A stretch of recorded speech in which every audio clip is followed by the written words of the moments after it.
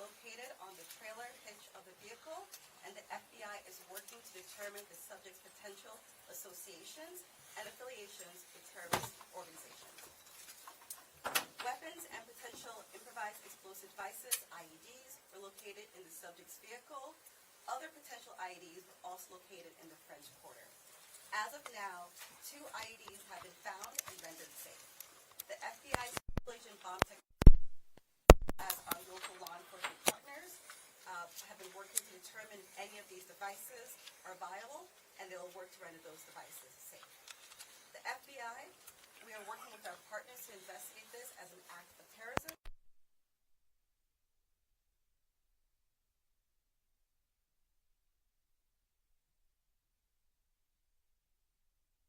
I believe that Jabbar was solely responsible. We are aggressively running down every lead, including those of his known associates. That's why we need the public's help. We are asking if anybody has any interactions with Shamsud-Din Jabbar in the last 72 hours. Asking the public's help.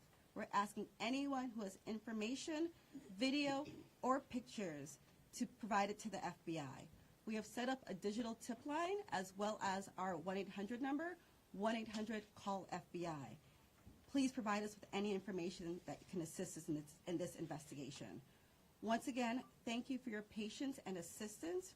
For an updated statements or information, please check the FBI's website and our social media accounts. I will now turn over to Mayor Cantrell. Thank you. Thank you very much.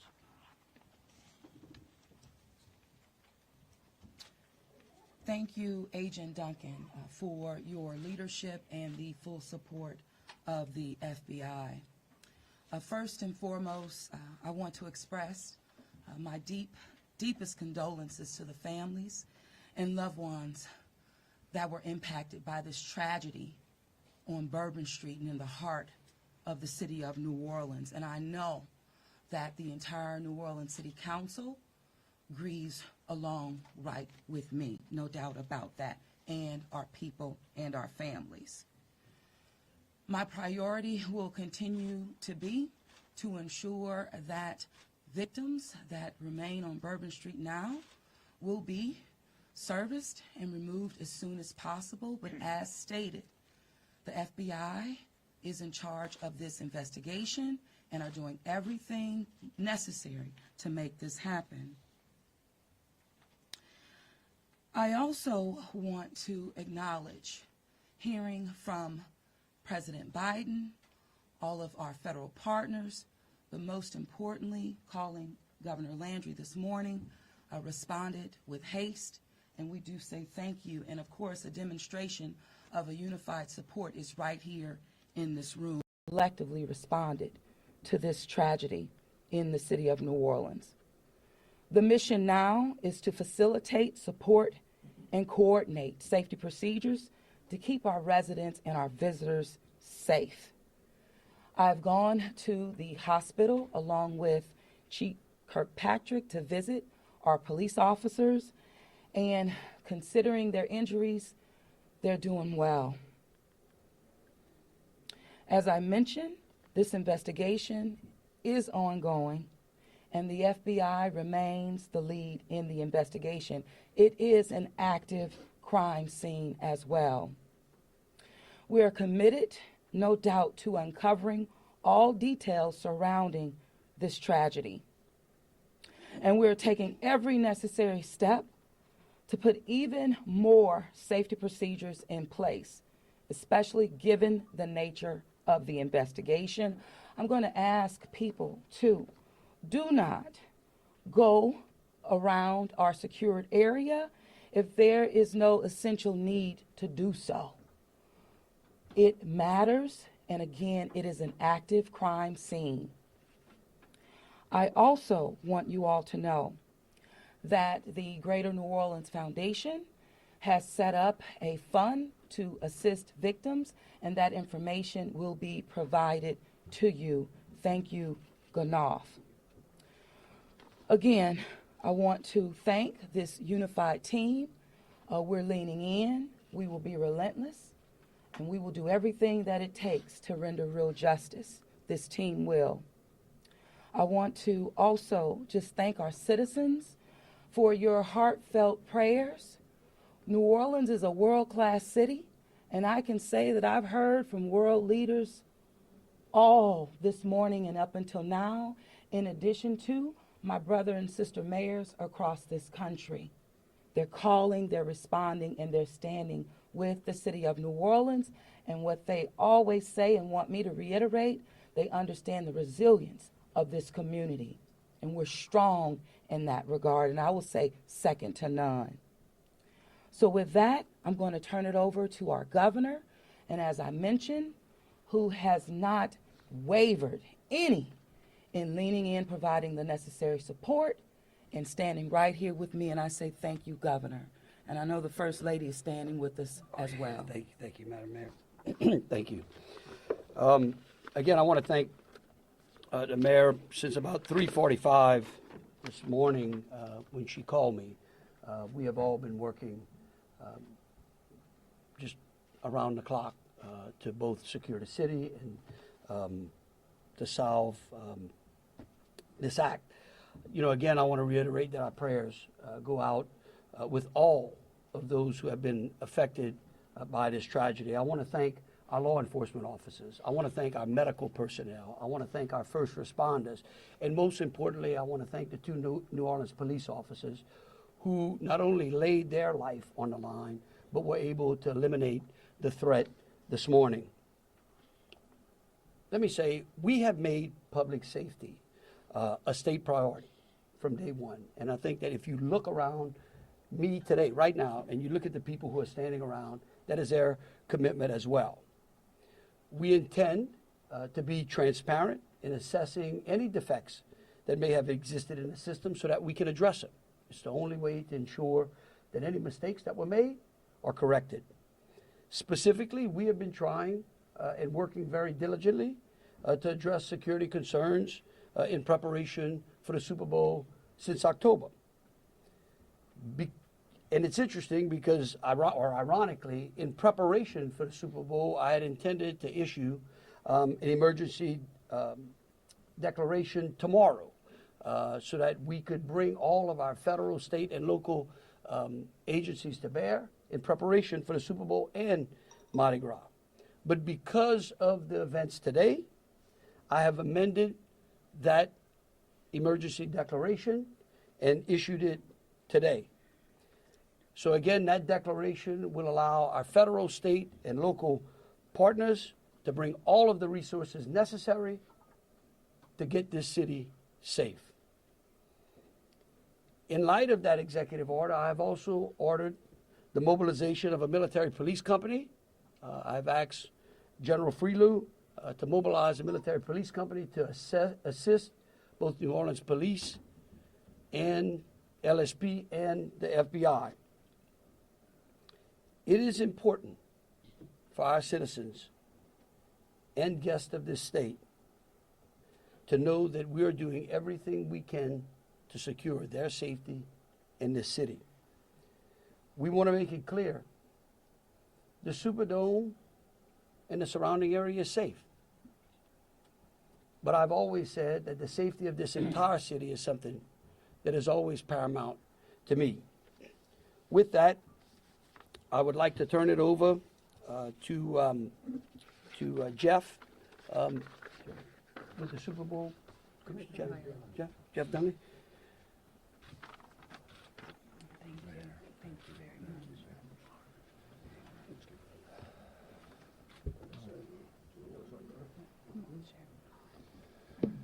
Good afternoon. Obviously, we wish we weren't here for this reason today.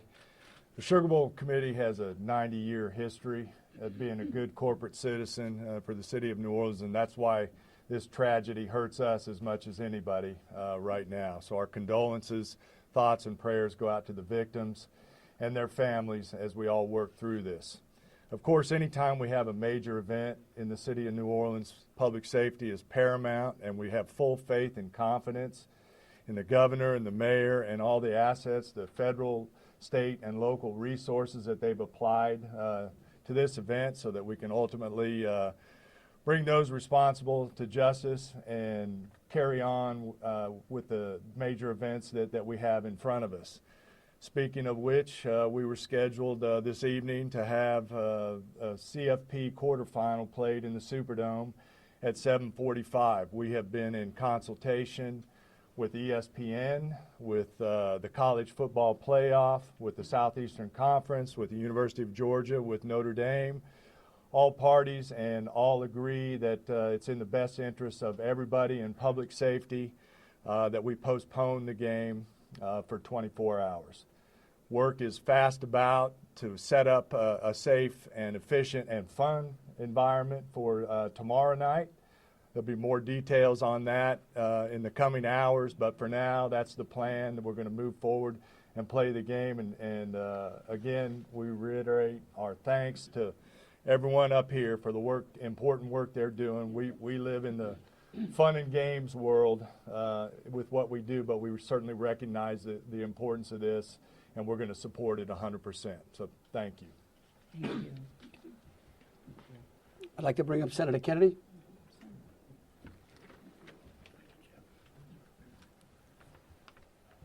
I wish I understood better why bad things happen to good people. If I make it to heaven, I'm going to ask.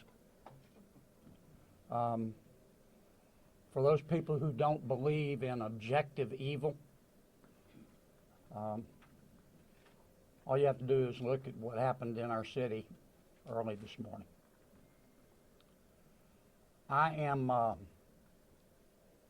if this doesn't trigger the gag reflex of every American, every fair-minded American, I'll be very surprised. I'm here because these are my people. I'm here because these are my people's friends. I'm here because there are a lot of Louisianians that are scared tonight. I don't want them to be. There's a lot of information going around. Some of it is actually true. Some of it isn't. The federal government is now in charge of this investigation. By that I mean the White House, the FBI, the Department of Homeland Security, and the Department of Justice. I have not talked to the FBI. Maybe they've talked to my staff. I don't know.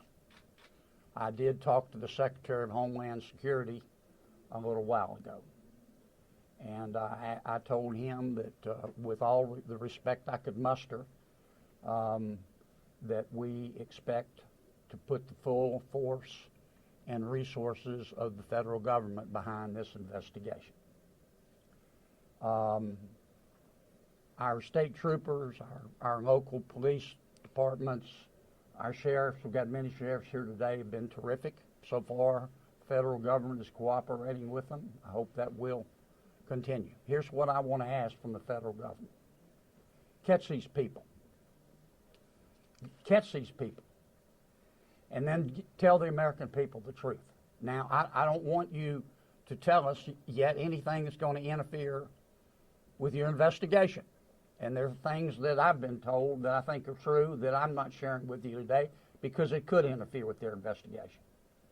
But after we get to the bottom of this, they need to tell the American people the truth, and the people of New Orleans the truth, and the people of America the truth. I think the mayor and the governor are very wise to postpone this ball game for 24 hours. There's just too much stuff we don't know, and it's just not worth it. But I guess my final point is, I will promise you this: I will, when it is appropriate and this investigation is complete, you will find out what happened and who was responsible. Or I will raise fresh hell.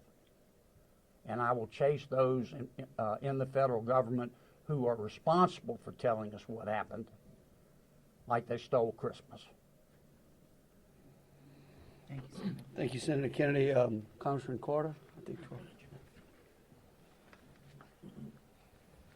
Thank you, Governor. Thank you, Mayor. Thank you, Senator Kennedy. Thank you to all of our law enforcement agents for doing a yeoman's job, for stepping up at a time when we needed you most, for employing the resources of all of our partners.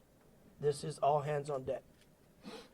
From the White House all the way down. I've been in communication with the White House since early this morning.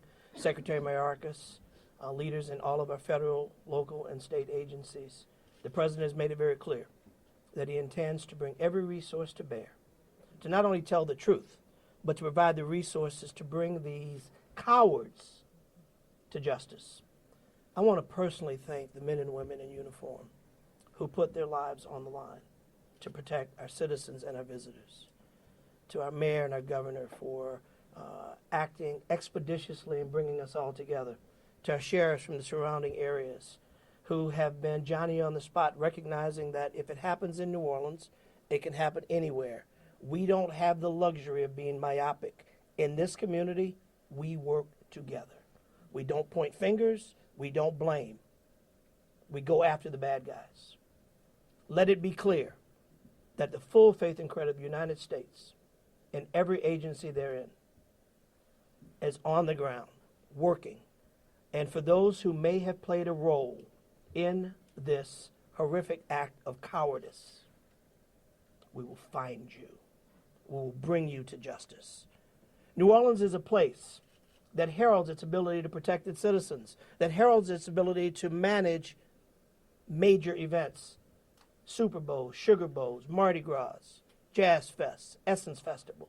You name it, no one does it better than law enforcement in New Orleans and in the surrounding area.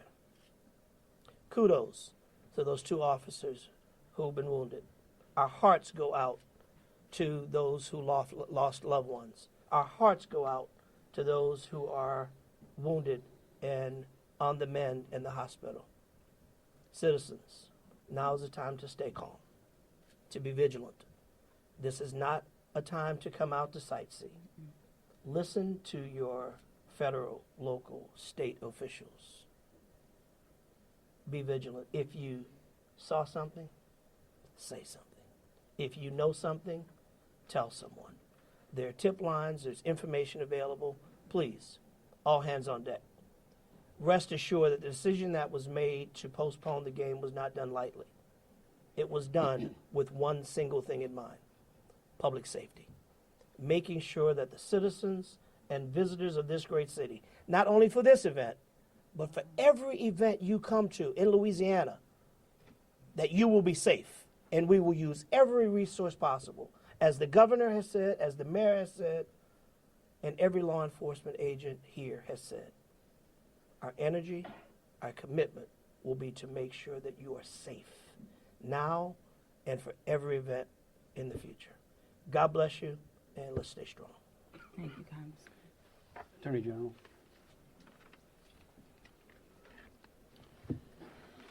I first want to extend my sincerest condolences to the families of the victims. Parents got a phone call early this morning, that no parent ever wants to receive. And as a parent of children who come to New Orleans and spend time here, I know that that is just something that, you know, we hold our breath sometimes till they're home safe, and some people did not come home safe. And we also have some people who are fighting for their lives right now in the hospital. So I'd ask everyone to pray for them. They need our support and they need our prayers. This was a heinous act, a heinous, cowardly act, and we will find them and we will bring them to justice. My office will be providing both investigative and prosecutorial support to the City of New Orleans, to the District Attorney, Jason Williams in New Orleans, as I have done for months. We will continue to do that. We will provide the governor with whatever support that he needs, and the Governor's Office of Homeland Security, whatever support that they need. I'll be here to help. I will be here to stand with the City of New Orleans. We will bring them to justice. Thank you. Thank you. Thank you, Governor. Thank you, Governor and Madam Mayor. For those who do not know me, My name is Ann Kirkpatrick. I'm the Chief of Police of New Orleans. My official title is Superintendent, but my role is as Chief of Police. You know, you've heard some of the details today, and over the last 24 hours, we had approximately 400 officers in the French Quarter. And as we know, this is not just an act of terrorism. This is evil. And when we face evil, we have a choice. We can run in fear, or we can indeed stand in strength. In a time of crisis, people are looking for leadership. You are looking at the leadership. And I promise you, as the Chief of Police of this city has been tried by fire before. But fire purifies. Fire makes things stronger. We have a plan. We know what to do. We are going to get these people. There is a path forward. Very pleased that we will be back to having a wonderful game tomorrow night. New Orleans police have proven their ability to make the city safer. Just 2 years ago, we were the murder capital of America. Today, from that time 2 years ago, we have driven our murder rate more than 50% down. So we have a track record. But this is different because it's terrorism. Now, I want to thank all of our law enforcement partners. You're fabulous, and we appreciate the partnership. But last night, 3 of our officers engaged this terrorist who shot at them. 3 of the officers returned fire. Those officers did not run in fear. I liked what the mayor said this morning. New Orleans police and all law enforcement is built. We are built for dealing with evil, with things that would cause others to be in fear, but instead our officers, and last night NOPD particular, stood strong. They did not run. They did kill the terrorist. We have 2 officers indeed who received gunfire. They will be okay. We have personally gone to see them. But this is leadership for you. And I promise, as the Chief of Police of this fantastic city, that I will be strong and firm and fearless. Thank you. Thank you. In wrapping it up, I want to just close with a couple of things. I want to thank Senator Kennedy and Congressman Carter. I want to thank again all of our law enforcement officers out there. I want the families of the victims to know that I will be issuing an executive order that tomorrow, when Notre Dame plays Georgia, every flag of every state building in this state is going to be at half-mast. In remembrance of them, but remembering something else. That fear in this state is a liar. And these folks right here are going to make sure that justice is served. And for the citizens out there that were thinking, well, man, do I really want to go to the Sugar Bowl tomorrow? I tell you one thing, your governor's going to be there. That is proof, believe you me, that that facility in this city is safer today than it was yesterday. And as we come to additional events in this city, I know in speaking with Senator Kennedy and Congressman Carter and FBI acting director and the incoming administration, that they are going to ensure that this city has the resources necessary to protect our citizens and our guests. And so with that, we'll take some questions. All right, if you could, we'll start over here with CBS. Katie, we'll work our way across the room. If I miss you, just give me a holler. I may not see you. Go ahead, Thank Katie. you, sir. Katie Weiss with CBS News. I mean, I think this has been a really tough day for a lot of people, but at this point, we're hearing that the death toll, according to some FBI sources, has gone up to 15. Is this true? Who was the answer? I can speak for it, You- I guess, unless you have a final number. We do not have a final number. We know that we have confirmed 10, but we did have people who had been transported who were in critical condition. And so I do not know that, but I can confirm 10. And one quick follow-up question, if I may. We know that there have been some local records in Texas about a misdemeanor background on this suspect. Any signs or warnings ahead of time about this person or their plans for what happened this morning? Because that is the investigation part, I will give the FBI.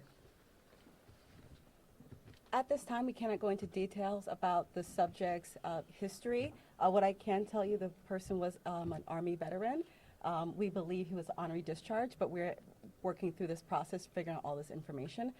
The goal with the FBI is providing you with the most accurate and complete information. So once that information is confirmed, we'll make sure we push that out. Thank you. Ariel.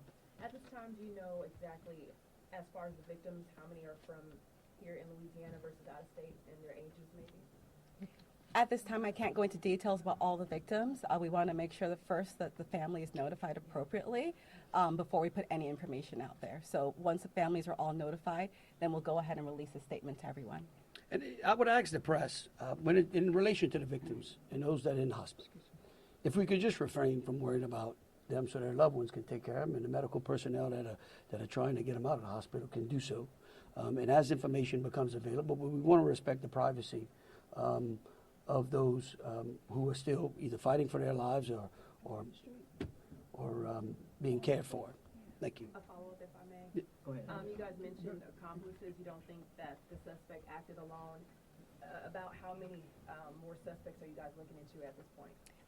It's a range of suspects. Right now with the FBI, we do not want to rule anything out, so that's why we're asking if anyone has had any interaction with the deceased subject Jabbar in the last 72 hours. Provide us with this information.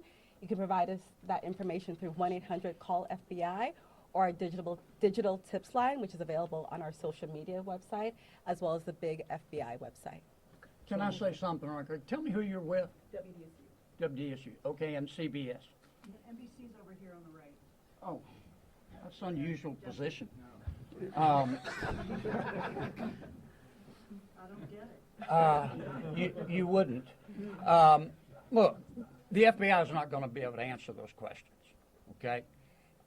They will eventually, I promise you, okay?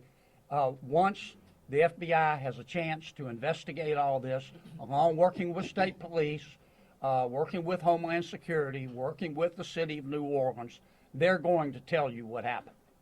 I can promise you that, or I'm going to raise fresh hell. But right now, they're in the process of trying to catch the other bad guys. And I want to give them the benefit of the doubt for a while.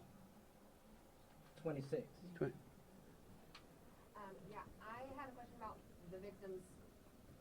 I know that there was obviously gunfire exchange, so I guess how many victims were shot and then how many were injured? Look, again, let me reiterate both Special Agent Duncan and Senator Kennedy. There's a lot of, I get that y'all want to know minute details.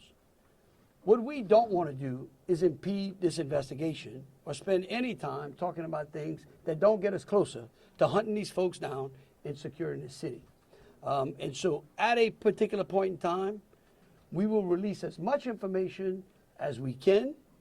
But at this time, in relation to the investigation, I would ask y'all to refrain from those. So, ladies and gentlemen, if we were going to just have more of the same as the governor just said, we're going to provide that information, but we're going to wrap the press conference now. Hold on a second. Hold on. Let me finish. You weren't listening. If all of the questions are more of the same, what the governor just said in position, we won't be doing that to provide that information. And if you have a quick, different question, then let's do that quickly and move on, okay? My question. You say there are multiple Ma'am. suspects. Hold on.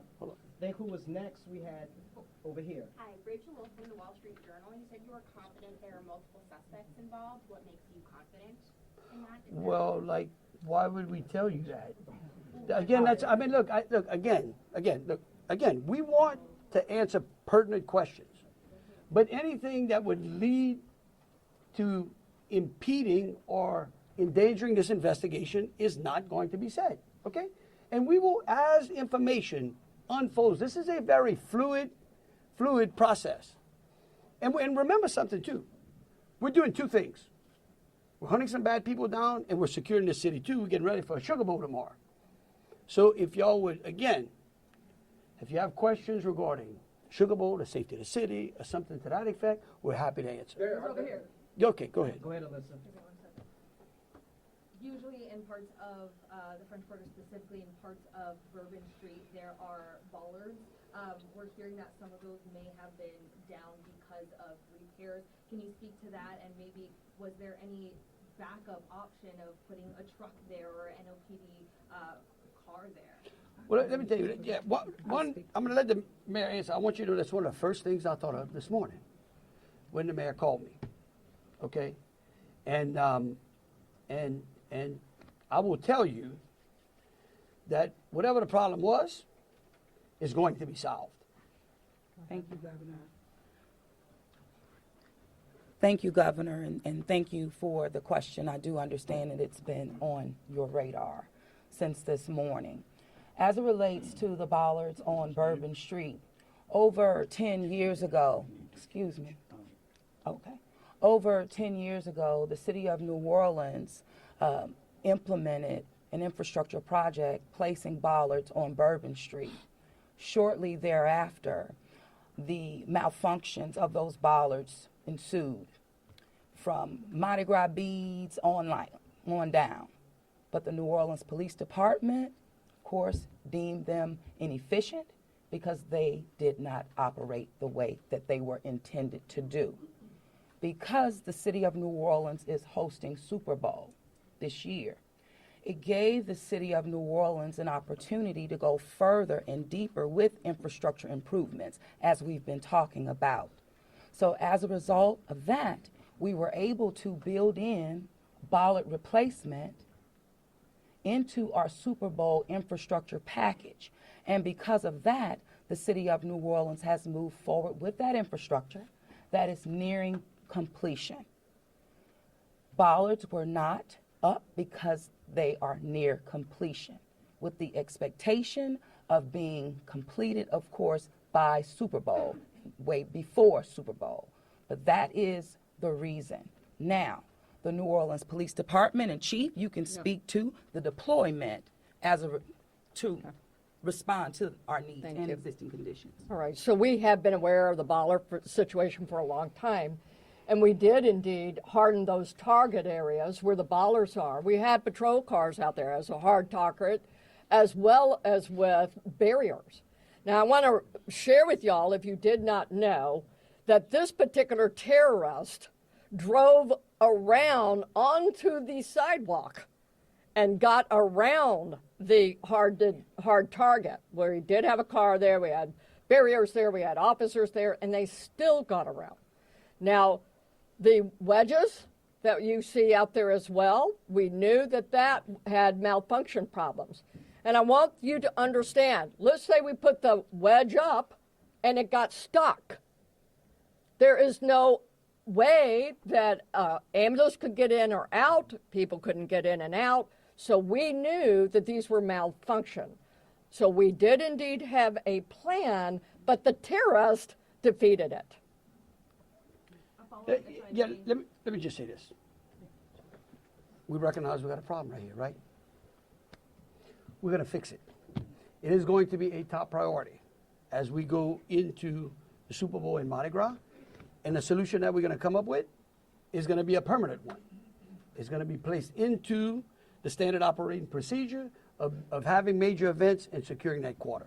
A follow-up, if I may. Obviously, Super Bowl postponed till tomorrow, but I'm sure after that game, a lot of people are going to want to celebrate. Are there plans to keep Bourbon Street closed? What does that look like? So right now, Bourbon Street is an active crime scene, and the FBI is in charge of it.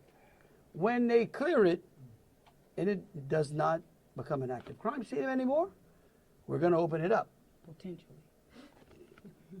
Olivia Potentially. Michelle with Fox 8. Can we ask about this military police presence that you want to call it? Is this a private security like Blackwater? Also, would that be a first that a private security firm is mobilized to supplement local and state law enforcement? No. We're not. This is our National Guard. These are our citizens that we bring in.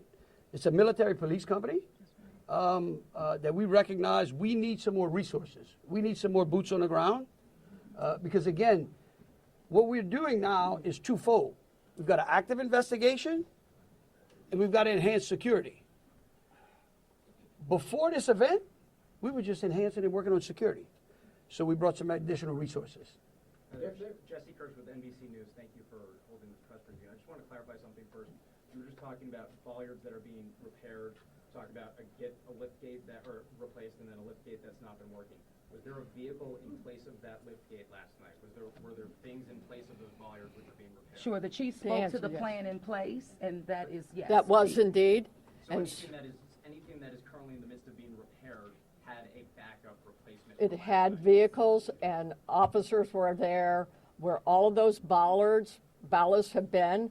We had that, we knew, so we did have it. And like I said, in this particular case, terrorists just went all the way around up onto the sidewalk. And what about for the lift gate? Was there a vehicle like backing in and out to block that lift gate area, or was that just down and open? That's what we've heard from Chief, Captain. The reason I'm calling the captain, he's the captain over that district, and that is a question I'm going to let him address for you. Good evening, everybody. I'm Captain LaJean Roberts of the 8th District. Yes, we did have a vehicle strategically placed right in front of the wedge, preventing access onto the roadway. And in terms of the framework of security that was already in place on Bourbon Street, I know this is an ongoing project of improvement, but with how that was all aligned, was someone getting up on a sidewalk considered impossible or nearly impossible, or was this not something you expected you would have to account for? Of course, it wasn't something we expected to account for. The bollards they're actually wedges. They're strategically placed 5 locations throughout the French Quarter on the roadway. This particular terrorist drove onto the sidewalk behind the police car to gain access to the 100 block of Bourbon Street. So if you're worried about someone ever driving down Bourbon Street, why weren't you worried about someone driving up the sidewalk in the same way, or at least bracing for it the same way? Okay. All right, look. We could go on what ifs forever. This is evil. And that guy could have easily gone down the sidewalk of Canal Street, where there were a ton of pedestrians on there as well. And there are. That's right. No, right. Right. Hold on a But- second. We gotta But move just, on. just want you to know, however, we recognize, I said earlier, that where there are defects in this system, we are going to be transparent and we are going to address them with the city and make sure that we fill those gaps as best we can. Yeah. Chelsea Grace with Axios. I have a question just about sort of ongoing public safety today. Special agent mentioned 2 possible IEDs. Were those in the same location? Should residents in the French Quarter or elsewhere be concerned about potential other situations? The 2 IEDs, they were in different locations, and what we've done in conjunction with our local and state partners, we've gone through and done a sweep to identify anything that we thought was suspicious, and we have not. However, as I said before, if the public sees something, please reach out to us, so that way we can go through and verify that we did not miss anything. But we conducted initial sweeps, I think, starting shortly after our initial So I'm going to thank press you, conference. Agent. I do want to share that we have a plan, and we have been implementing that plan. One of those plans is that we have swept all of these areas. The word swept means we have put officers out there as a grid, walking down the streets, every street, in the French Quarter looking for suspicious packages, bags, ice chests, you name it. And they have been walking it as a grid. We've been doing the same thing on Poydras and all the accesses into the Superdome. Part of the safety plan is we have bomb dogs out there sweeping the Superdome and all the exterior area, and we're locking that down. That will be locked down through the game tomorrow. So that's a part of that safety plan, and we've already been implementing it. Okay, thank you all for Yep. coming out. Question back here for the governor on the MPs. How many MPs will be deployed to New Orleans? Right now, there's I think it's General Freelo, 100? 100. 100, yep. All right, thank you all so much. Thank you.